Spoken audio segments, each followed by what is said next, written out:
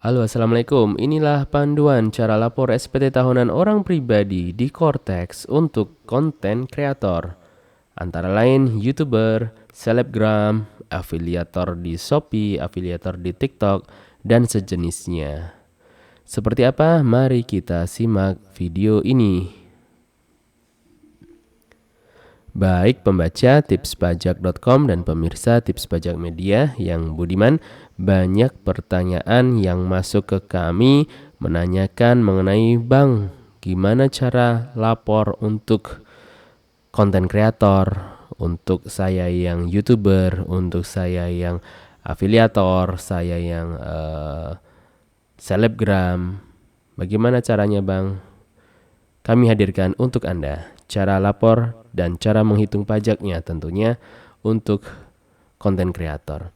Sebelum lanjut tentunya kami ajak Anda kembali untuk like video ini, subscribe channel YouTube ini, channel YouTube Tips Pajak Media, agar manfaat-manfaat yang coba kami hadirkan ini dapat sampai kepada rekan-rekan yang membutuhkan informasi seperti ini. Untuk siapa video ini? Video ini adalah untuk orang pribadi yang penghasilannya dari freelance dan atau pekerjaan bebas. Di sini contohnya adalah untuk pembuat konten di YouTube, kemudian untuk selebgram, untuk TikToker, kemudian untuk afiliator TikTok atau Shopee, ya, untuk yang mendapatkan penghasilan dari affiliate. Poin pentingnya adalah yang pertama, penghasilan dari kegiatan ini namanya adalah penghasilan dalam negeri dari pekerjaan bebas. Ya. Kemudian untuk menghitung pajak penghasilannya untuk menghitung penghasilan kena pajaknya ada dua cara ya. Penghasilan kena pajak itu apa? Itu adalah dasar nanti untuk menghitung pajaknya untuk dikalikan tarif pajak orang pribadinya ya. Ada dua cara. Yang pertama adalah dengan pembukuan. Pembukuan ini minimal adalah laba rugi dan neraca. Untuk pembukuan minimal Anda harus memiliki laba rugi dan neraca. Nah, untuk berapa angka penghasilan kena pajaknya itu ada namanya di laporan laba rugi. Dan cara kedua adalah untuk yang sederhana, tidak perlu menyelenggarakan pembukuan, Anda hanya perlu menyelenggarakan pencatatan ya, menyelenggarakan pencatatan. Pencatatan ini sangat sederhana, Anda mencatat rekapitulasi pendapatan Anda setiap bulannya. Udah itu aja cukup untuk pencatatan. Nah, ini nanti pencatatan ini menggunakan norma. Norma itu apa? Nanti kita simak di belakang. Namun ada syarat, harus sudah melakukan pemberitahuan menggunakan norma di awal tahun pajak. Ya, pemberitahuan menggunakan norma di awal tahun pajak. Ini wajib penting harus Anda lakukan. Besarnya norma ada di sini. Ya, aturan pajak norma adalah di Per 17 garis miring PJ garis miring 2015. Bunyinya adalah Peraturan Dirjen Pajak tentang norma penghitungan penghasilan neto. Norma penghitungan penghasilan neto itu konsepnya adalah misal Anda ada omset sekian, ada pendapatan kotor sekian selama sebulan, maka itu dikalikan dengan persentase tertentu. Nah, persentase tertentu yang itu akan menghasilkan nanti nilai penghasilan neto. Jadi tidak perlu pembukuan, namun cukup pencatatan. Contohnya, misal ini nih, nomor paling atas ini adalah pertanian tanaman jagung. Misal Anda berada di daerah lainnya, 15% ini, maka artinya ketika Anda punya omset 100 juta rupiah dalam satu masa atau satu tahun pajak, misal omset Anda 100 juta rupiah, maka yang dianggap sebagai penghasilan neto bersihnya adalah 15%-nya. Artinya 15 juta. Jadi dari 100 juta, penghasilan neto atau laba Anda dianggap 15%-nya atau 15 juta rupiah. Lalu norma ini dibagi menjadi 3 daerah ya, menjadi 3 daerah menurut wilayah. Untuk 10 ibu kota provinsi, Kemudian untuk ibu kota provinsi lainnya dan daerah lainnya. 10 ibu kota provinsi ini adalah yang besar-besar. Contohnya adalah Medan, Palembang, Jakarta, Bandung, Semarang, Surabaya, Denpasar, Manado, Makassar, dan Pontianak. Kemudian untuk ibu kota provinsi lainnya pakai yang tengah ini, dan yang selain itu adalah pakai yang kanan, 15 ini contohnya. Nah, untuk konten kreator berapa? Nah, untuk konten kreator normanya adalah menurut hemat kami, pendapat kami, masuknya di kode ini 90002, kegiatan pekerja seni.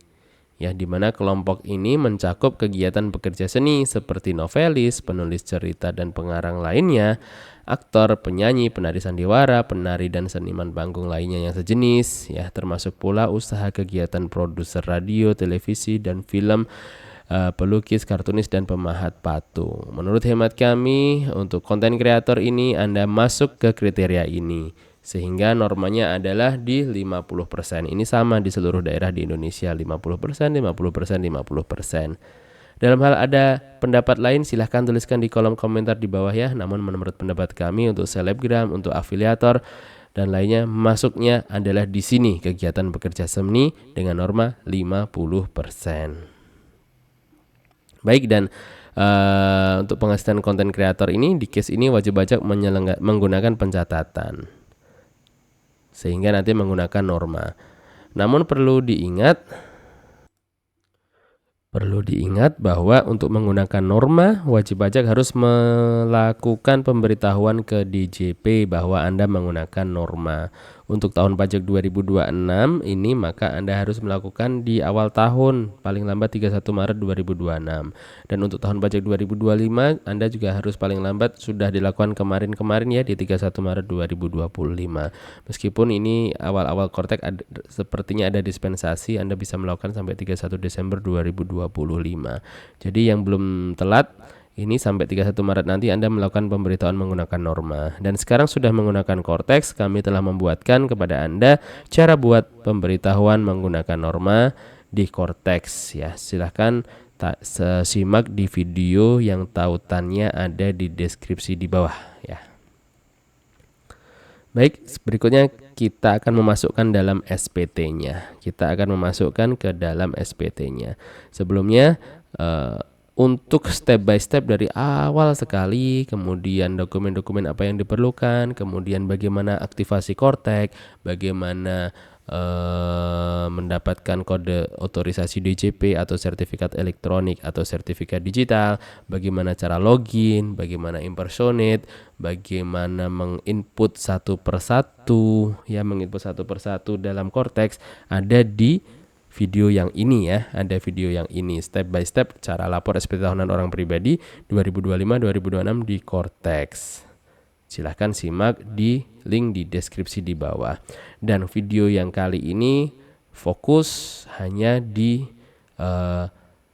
penjelasan spesifik mengenai Anda yang mau menyelenggarakan, Anda yang berprofesi sebagai freelance atau selebgram, tiktoker, dan seterusnya, dan konten kreator. Oke, kita harus login ke DJP, login di Kortex DJP. Kemudian inilah tampilan SPT tahunan di Kortex DJP. Tampilan Kortex DJP untuk SPT tahunan. Silahkan Anda memilih di sini, milih pencatatan dan pekerjaan bebas ya, karena Anda adalah konten kreator. Berikutnya kita klik posting di sini sehingga muncul. Setelah kita klik posting, muncul di sini adalah terakhir di 8 Januari 2026.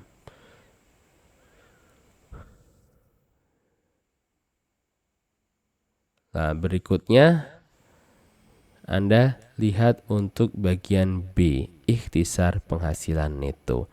Ini case-nya adalah Anda hanya terima penghasilan sebagai konten kreator, tidak ada penghasilan dari pekerjaan. Penghasilan dari pekerjaan itu apa? Contohnya adalah Anda karyawan ya. Anda PNS, Anda P3K, Anda guru, itu penghasilan dari pekerjaan. Karena ini tidak ada, maka kita pilih yang tidak di sini ya, tidak menerima penghasilan dari pekerjaan. Dan berikutnya, apakah Anda menerima penghasilan dalam negeri dari usaha atau pekerjaan bebas? Anda pilih ya. Anda pilih ya karena untuk konten kreator itu namanya adalah pekerjaan bebas di sini.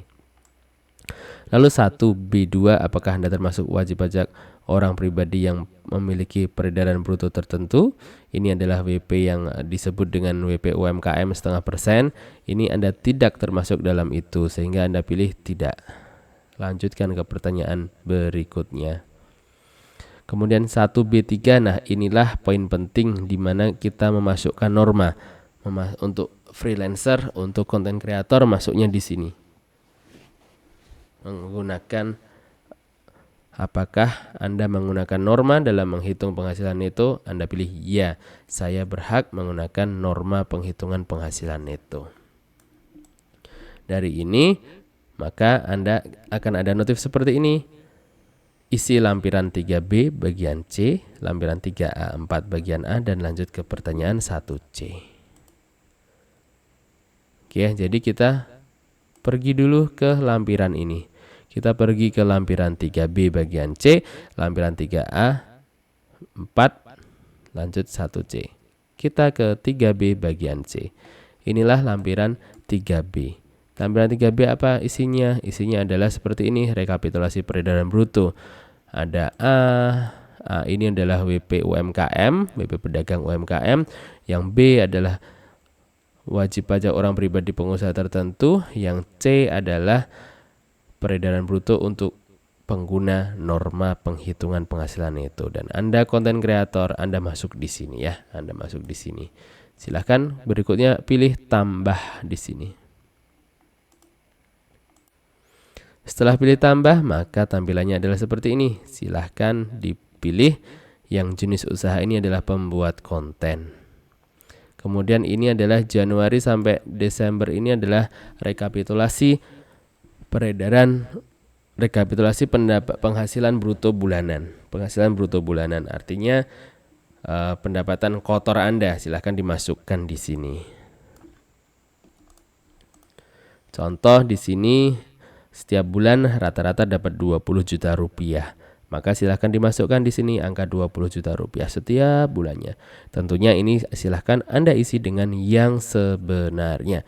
Silahkan Anda isi dengan yang sebenarnya. 20 juta, 20 juta, 20 juta. Lalu kita pilih simpan. Setelah kita pilih simpan, maka akan ada di sini angkanya. Nah, ini tadi ya angka 20 juta rupiah tersimpan semua di sini. Mungkin Anda akan bertanya, Bang, itu yang bagian bawah ada jumlah PPh, apa itu?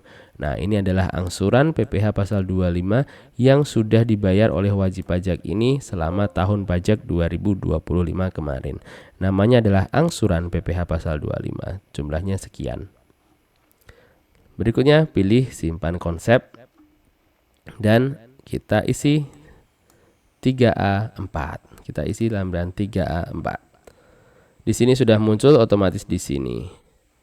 Peredaran bruto sudah muncul, namun untuk norma masih belum muncul. Untuk norma masih 0. Maka yang perlu dilakukan adalah pencet tanda pensil. Pencet tanda pensil ini. Sehingga akan muncul seperti ini.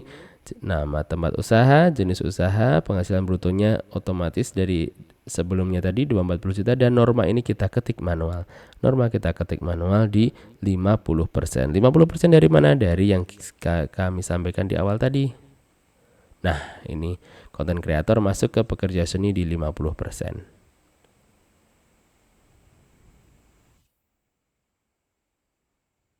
Kita pilih 50%, klik simpan. Dan setelah kita pilih simpan, maka angka tadi 240 juta kali 50%, 120 juta masuk ke sini. 120 juta masuk ke sini. Penghasilan neto dari usaha dan pekerjaan bebas adalah 120 juta rupiah. Ini ya, masuk. Berikutnya kita akan menghitung pajak terutangnya. Bagusnya Kortex, hebatnya Kortex, canggihnya Kortex, ini semua sudah terhitung di sini. 120 juta. Apakah terdapat pengurang penghasilan neto? Kita pilih tidak. Ini contohnya adalah zakat dan sumbangan keagamaan sesuai ketentuan pemerintah. Kemudian pengurang penghasilan neto tidak ada. penghasilan itu setelah pengurang penghasilan itu adalah 120 juta. Dikurangi yang nggak ada, artinya tetap 120 juta. Berikutnya nomor 5, penghasilan tidak kena pajak. Anda pilih K2. Ini case-nya misal wajib pajak ini menikah dengan 2 tanggungan. K2 di 67.500.000 rupiah, 67.500.000 rupiah. Sehingga akan muncul penghasilan kena pajaknya adalah di 52.500.000 rupiah, 52.500.000 rupiah. Dan PPh terutangnya adalah di 2.625.000 rupiah. Kita ikuti aja. Kalau mau meng-cross check, silahkan cross check dengan tarif yang berlaku.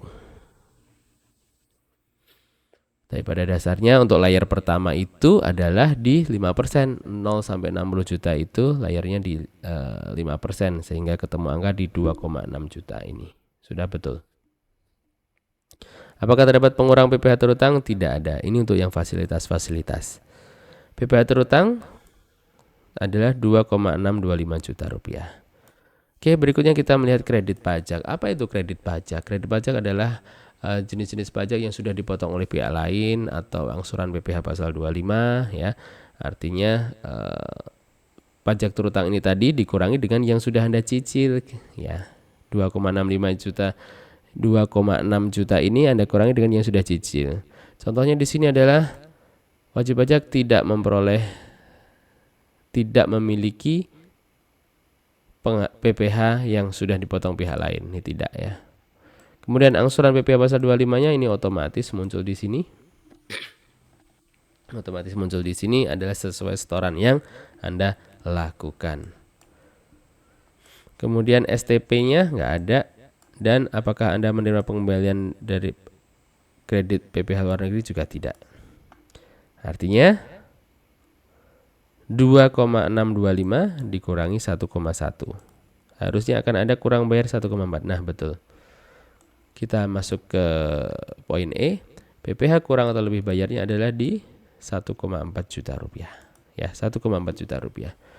Ini namanya PPh pasal 29, namanya PPh kurang bayar PPh akhir tahun. Kurang bayar PPh dalam SPT tahunan 1,4. Maka kita harus membayar 1,4 juta rupiah ini. Membayarnya bagaimana? Membayarnya adalah setelah kita nanti klik bayar dan lapor di akhir. Ya, bayar dan lapor di akhir. Nanti aja. Kita berikutnya menuju ke angsuran PPh pasal 25 tahun pajak berikutnya. Konsep angsuran PPh pasal 25 adalah untuk ya agar nanti tahun salah satunya tujuannya adalah agar nanti di SPT di akhir tahunnya tidak memberatkan. Nah, contohnya kayak ini tadi kan 2,6 juta rupiah nih. 2,6 juta rupiah. Jika tidak ada angsuran yang sudah dilakukan di 1,1 ini, maka ya kita harus bayar di 2,6 juta rupiah gitu kan. Nah, ini kita tidak perlu membayar 2,6. Kita hanya membayar 1,4 karena 1,1-nya sudah dilakukan. Begitu ya, ini adalah di 218.750.000 rupiah. Saya ulangi, 218.750 rupiah. Oke, berikutnya silahkan lanjut. Ini seperti biasa, nanti untuk video lengkapnya ada di yang kami sampaikan tadi. Bisa kunjungi di deskripsi di bawah. Panduan lengkap, step by step, dari awal sampai akhir. Lampiran tambahan, tidak, dan disinilah. Nah, Anda klik simpan konsep, kemudian Anda klik bayar dan lapor, maka berikutnya kita harus tanda tangan. Nah, tanda tangan paspres di sini. Silakan klik konfirmasi tanda tangan. Setelah klik konfirmasi tanda tangan, maka setelah klik bayar dan lapor dan tanda tangan akan ada kode billing yang terunduh. Setelah kode billing terunduh, maka tentunya kita bayar kode billingnya. Setelah kita bayar kode billingnya, maka SPT akan otomatis berhasil terlaporkan dan kita akan mendapatkan bukti penerimaan elektronik bahwa kita sudah lapor SPT tahunan. Seperti itu untuk step by step secara detail dari awal banget, dari daftar NPWP, dari aktivasi Kortek sampai kode otorisasi, sampai sertifikat elektronik, sampai menghasilkan bukti penerimaan elektronik, bisa dilihat di video yang ini ya. Sekian pemirsa, itulah cara untuk lapor SPT tahunan untuk cara lapor SPT tahunan untuk konten kreator, untuk YouTuber, selebgram, affiliate, Shopee, affiliate TikTok, dan sejenisnya. Semoga bermanfaat. Apabila ada yang masih ingin ditanyakan, silahkan tuliskan di kolom komentar di video YouTube di bawah ini ya. Silahkan tuliskan kolom komentar atau kunjungi berbagai kanal media sosial kami, karena kami Tips Pajak Media ada di mana-mana. Kami ada di Instagram, YouTube, website, Telegram, dan juga TikTok. Sekian, salam sehat dan salam sukses selalu dari tipspajak.com dan Tips Pajak Media. Wassalamualaikum warahmatullahi wabarakatuh.